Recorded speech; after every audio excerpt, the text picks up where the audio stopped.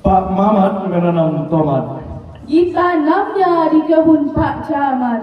Kalau engkau memang umat Nabi Muhammad, Jawablah salam kami dengan penuh semangat. Assalamualaikum warahmatullahi wabarakatuh.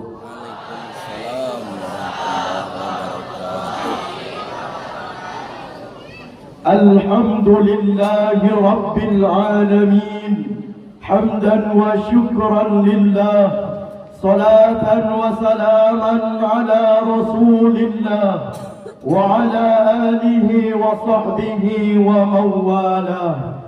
Dewan guru yang kami hormati, hadirin yang kami banggakan, Napoleon Hill dalam bukunya Megatrends 2000 menjelaskan abad ke-21 merupakan abad perkembangan umat beragama. Dapat kita saksikan lembaga-lembaga pendidikan semakin makmur, masjid-masjid semakin menjamur, serta pengajian dan pengkajian tidak lagi sebatas forum dan podium, melainkan sudah merambah ke media cetak dan media elektronika. Hal ini patut kita syukuri dengan mengucapkan Alhamdulillah. Namun sayang, kemajuan yang terjadi pada abad ke-21 ternyata abad ke-21 telah melahirkan dekadensi moral, bobroknya moral yang semakin merajalela. Hadirin yang kami banggakan, di Indonesia saat ini sedang mengalami fase kegentingan di mana tingkat kepercayaan masyarakat terhadap pemerintah semakin hari semakin menurun karena para pemimpin kita banyak terjerat kasus korupsi. Sehingga bagaimana mungkin reformasi teraplikasi sementara para pemimpin kita mengalami dekadensi.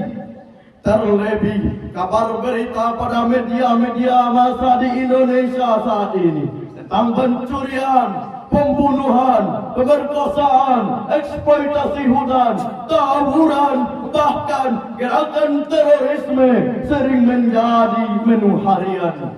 Lantas hadirin, timbul pertanyaan pada diri kita, apa yang harus kita lakukan? Salah satu jawabannya, tema yang akan kami angkat pada kesempatan kali ini, yaitu akhlak Rasulullah sebagai kunci perbaikan dekadensi moral, dengan landasan Quran surah Al-Ahzab ayat yang ke-21 yang berbunyi, A'udzu billahi minasy syaithanir rajim.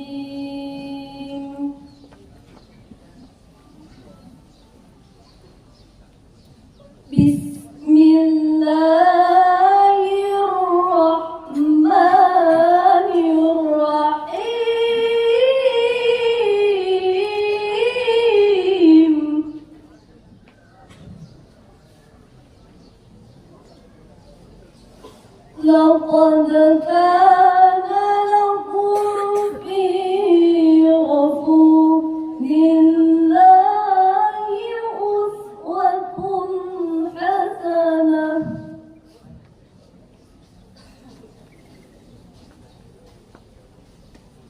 لمن كان يرجو الله واليوم الآخر وذكر الله كثيرا.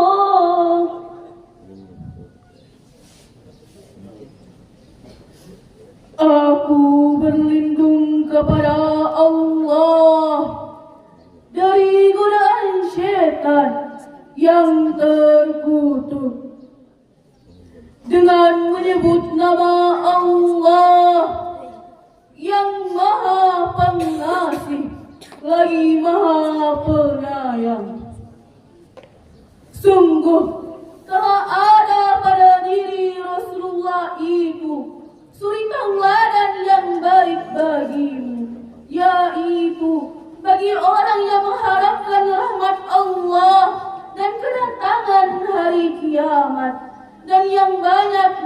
Allah. Hadirin yang kami banggakan, Rasulullah merupakan figur yang luhur serta contoh yang tinggi yang harus diikuti sepenuh hati. Sehingga Abu A'la Al-Maududi menyebutkan dalam bukunya yang berjudul The Prophet of Islam, menjelaskan, he is the only one example. Rasul merupakan contoh yang paling lengkap. Dalam dirinya terdapat kebesaran dan kemuliaan sifat manusia.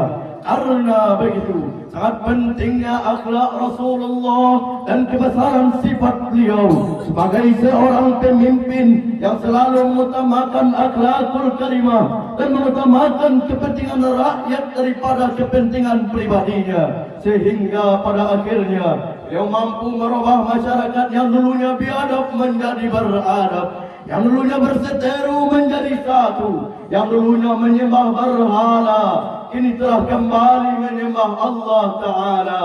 Sehingga Michael Hart menyebutkan dalam bukunya The 100 Ranking of the Most Influencing Person in History. Ini menjadi sebuah pembuktian dari sabda beliau, Innama bu'istu liutammima makarimal akhlaq. Sesungguhnya aku diutus di muka bumi ini untuk menyempurnakan akhlak. Lantas hadirin, bagaimana dengan akhlak bangsa kita yang sedang mengalami dekadensi, terutama para pemimpin kita saat ini? Jawabannya adalah karena masih banyak para pemimpin kita yang bejat, yang berani melipat uang rakyat. Masih banyak aparat kita yang tidak amanat dan berkelimang maksiat, dan masih banyak para pemimpin kita yang bergulat di kawasan korupsi yang pekat.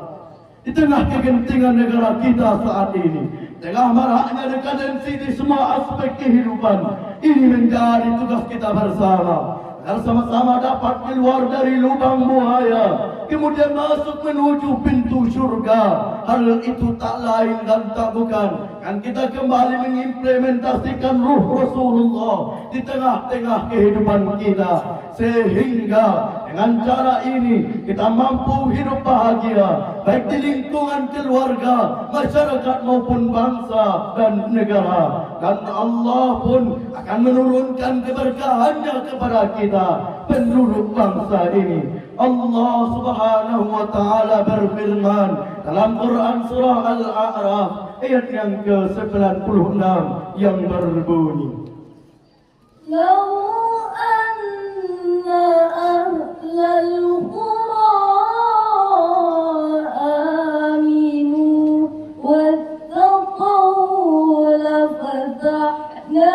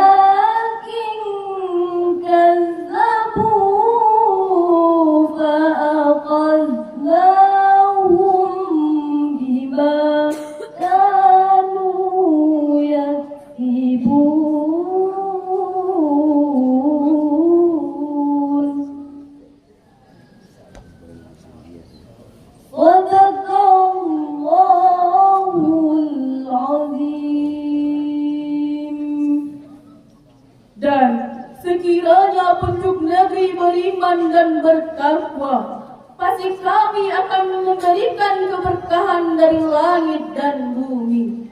Tetapi ternyata mereka mendustai ayat-ayat kami. Maka Kami siksa mereka sesuai dengan apa yang mereka kerjakan.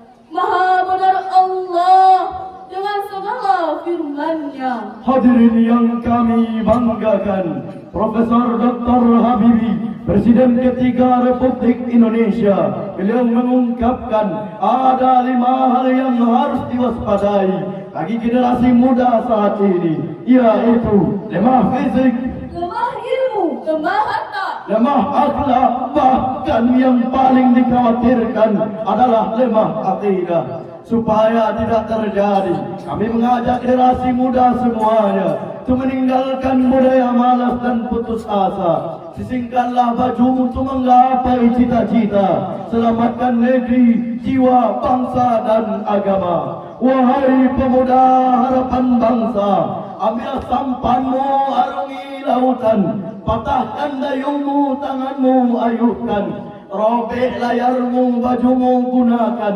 gerakan sampanmu, renangi lautan demi mencapai pulau impian. Hadirin yang kami banggakan, dari uraian tadi dapat kita simpulkan yang pertama, untuk menjadi sebuah negara yang makmur, maka setiap pemimpin wajib bercermin mengambil langkah seperti langkah Rasulullah sallallahu alaihi wasallam. Yang kedua, segudang problematika akan semakin parah ketika langkah yang kita ambil salah, termasuk mengambil figur dalam hidup. Yang ketiga, Rasulullah merupakan sosok yang karismatik.